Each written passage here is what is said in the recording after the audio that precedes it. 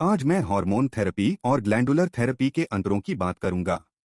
Glandular therapy को ऑर्गनोथेरेपी भी कहते हैं, जिसमें जानवरों के ऑर्गन के अर्क या एक्सट्रैक्ट का इस्तेमाल किया जाता है, जैसे कि भेड़, सुअर या भैंस।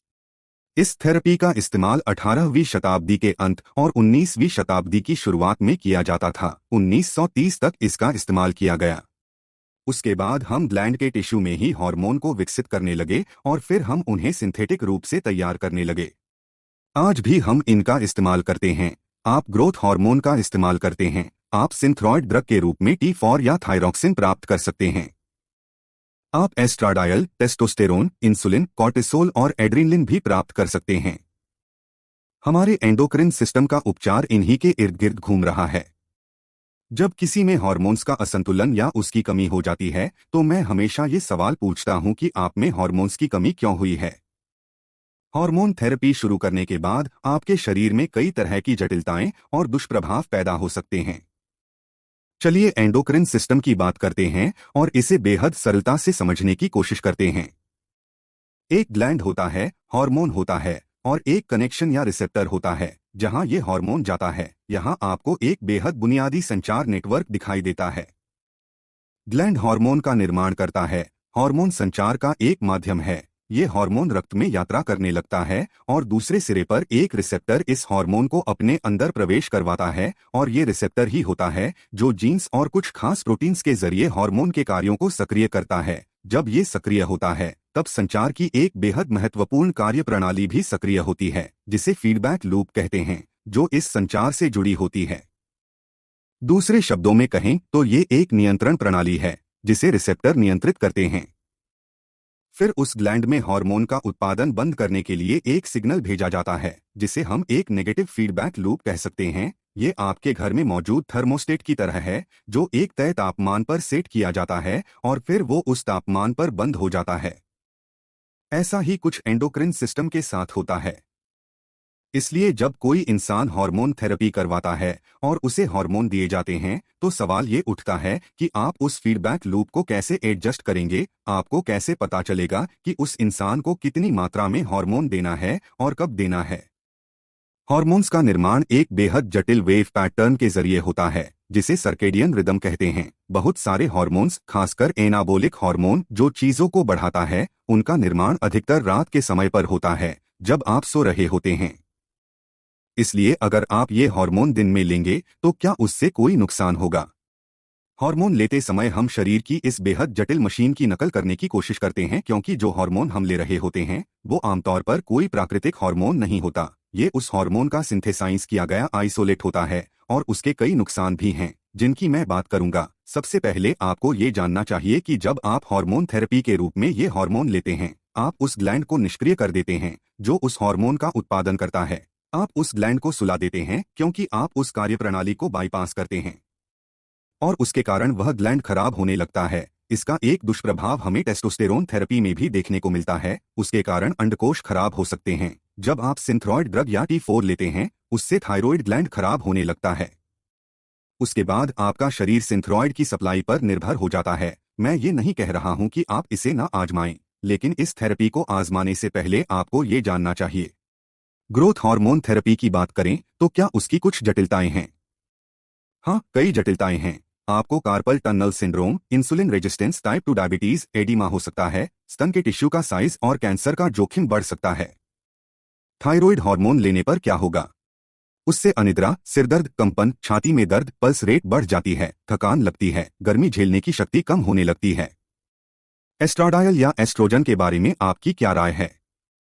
उस हार्मोन के कई बड़े दुष्प्रभाव देखे जा सकते हैं। उसके कारण आपको स्तन कैंसर, ओवेरियन कैंसर, यूटीरस का cancer, stroke, blood clot, gallstone हो सकता है। टेस्टोस्टेरोन थेरेपी के साथ भी कई समस्याएं हैं।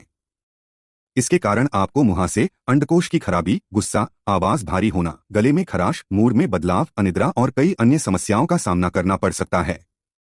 क्या इंसुलिन थेरेपी के कुछ नुकसान हैं? हाँ, उसके कई नुकसान हैं और मुझे लगता है कि अधिकांश आबादी इंसुलिन थेरेपी के साथ एक्सपेरिमेंट करती रहती है और ऐसा लोग बहुत ज्यादा रिफाइंड कार्बोहाइड्रेट खाकर करते हैं। लेकिन जब आप इंसुलिन लेंगे तो उसके आपको कई दुष्प्रभाव दिखाई देंगे।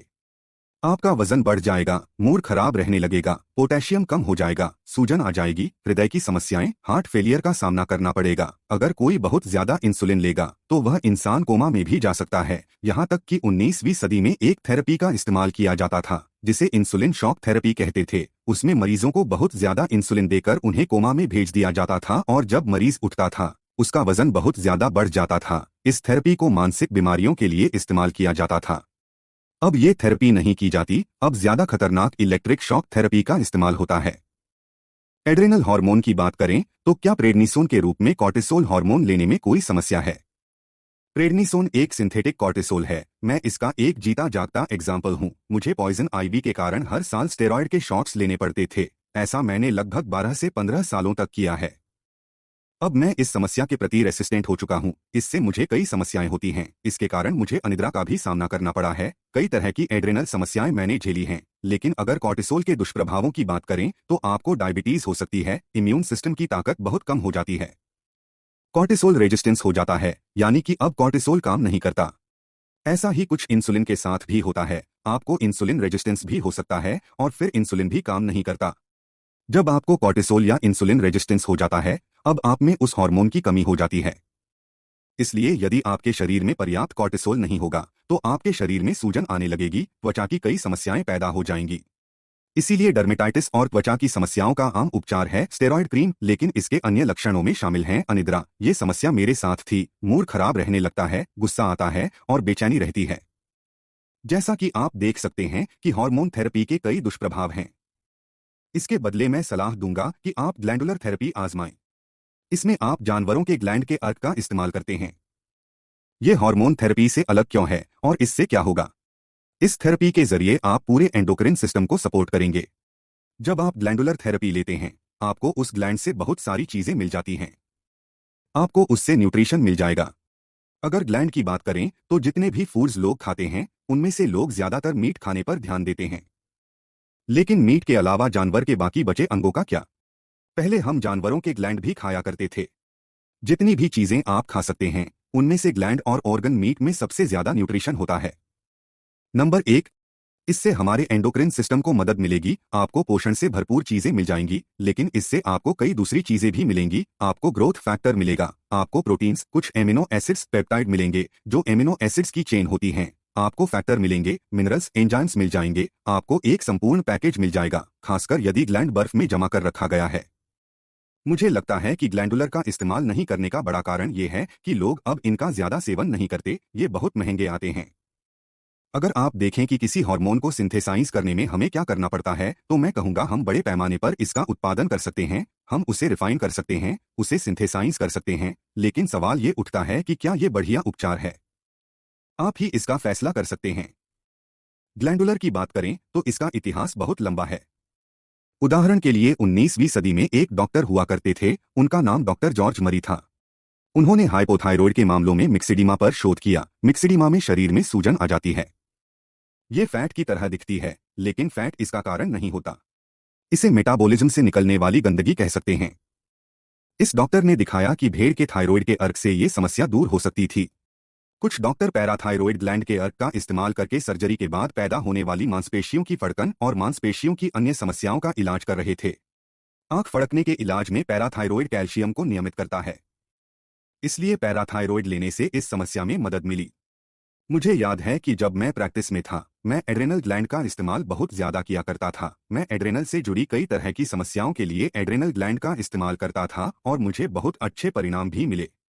लेकिन आपको ऐसा देखने को नहीं मिलेगा कि इसकी रिसर्च पर बहुत ज्यादा पैसा खर्च किया गया हो। ग्लैंडुलर थेरेपी पर बहुत ज्यादा क्लिनिकल ट्रायल्स नहीं किए जाते क्योंकि आप उन्हें पेटेंट नहीं कर सकते। लेकिन फिर भी आप आर्मर थायरॉयड प्राप्त कर सकते हैं। इसमें एक हार्मोन के बजाय आपको संपूर्ण ग्लैंड का लाभ मिल जाता है। सिंथ्रॉयड ड्रग की तुलना में आर्मर ड्रग से आपका वजन नहीं बढ़ता। एक स्टडी में पता चला कि सिंथ्रॉयड की तुलना में आर्मर ड्रग लेने पर लोगों का लगभग 1.5 किलो तक वजन कम हुआ। सिंथ्रॉयड की तुलना में आर्मर ड्रग लेने पर लोगों को बहुत अच्छा महसूस होने लगा, उनका जीवन बेहतर हुआ। जब आप एक यूनिट के रूप में पूरा ग्लैंड लेते हैं तो आपको एक विटामिन के बदले विटामिन्स का संपूर्ण कॉम्प्लेक्स मिल जाता है। मैं आपको एक नई संभावना से अवगत करवाना चाहता था। अगर आपको एंडोक्रिन की किसी भी प्रकार की समस्या है तो आप ग्लैंडुलर थेरेपी ले सकते हैं, जिससे आपको मदद मिल सकती है। दुर्भाग्यवश अगर आप दूसरी तरह से इसके सवाल खोजने की कोशिश करेंगे, अगर आप मेडिकल केयर में इसकी तलाश करेंगे, तो आपको कोई जवाब नहीं मिलेगा। उदाहरण के लिए कई बार आपको समझना होता है कि कौन सा ग्लैंड ग्रोथ हार्मोन का उत्पादन करता है। पिट्यूटरी ग्लैंड ग्रोथ हार्मोन बनाता है, लेकिन पिट्यूटरी ग्लैंड कौन से दूसरे हार्मोन्स भी बनाता है, जिन्हें आप ले सकते हैं, ताकि आप केवल एक खास हार्मोन लेने की गलती ना करें। इसलिए आप ग्लैंडुलर अर्क ले सकते हैं, जिससे आपको सारी चीजें मिल जाएंगी। यहां तक कि आपको हाइपोथैलेमस का अर्क भी मिल जाएगा। क्योंकि अभी हम ग्लैंड के टिश्यू पर बात कर रहे हैं, कुछ दूसरे ऑर्गन्स के टिश्यू भी हैं, जिन्हें खाने से आपको फायदा मिल सकता है। उदाहरण के लिए लिवर। लिवर के अलावा कोई भी ऐसा ऑर्गन नहीं है जिसमें भरपूर न्यूट्रिएंट्स मौजूद होते हैं, जैसे कि आयरन, विटामिन B12 और विटामिन ए। स्प्लीन आपके इम्यून सिस्टम की मदद कर सकता है। आप इम्यून सिस्टम को दुरुस्त करने के लिए थाइमस ग्लैंड भी ले सकते हैं। आप वायु नली या ट्रेकिया का टिश्यू भी ले सकते हैं। ये आपके जोड़ों की समस्याओं या कनेक्टिव टिश्यू या कार्टिलेज के लिए बहुत बढ़िया है। मैंने खुद से इसके अच्छे परिणाम देखे हैं। क्योंकि अभी हम एंडोक्रिन सिस्टम के विषय पर बात कर रहे हैं, मुझे लगता है कि अब आपको मेरा वो वीडियो देखना चाहिए जिसमें बताया गया है कि आप एंडोक्रिन सिस्टम को सपोर्ट करने के लिए क्या खा सकते हैं।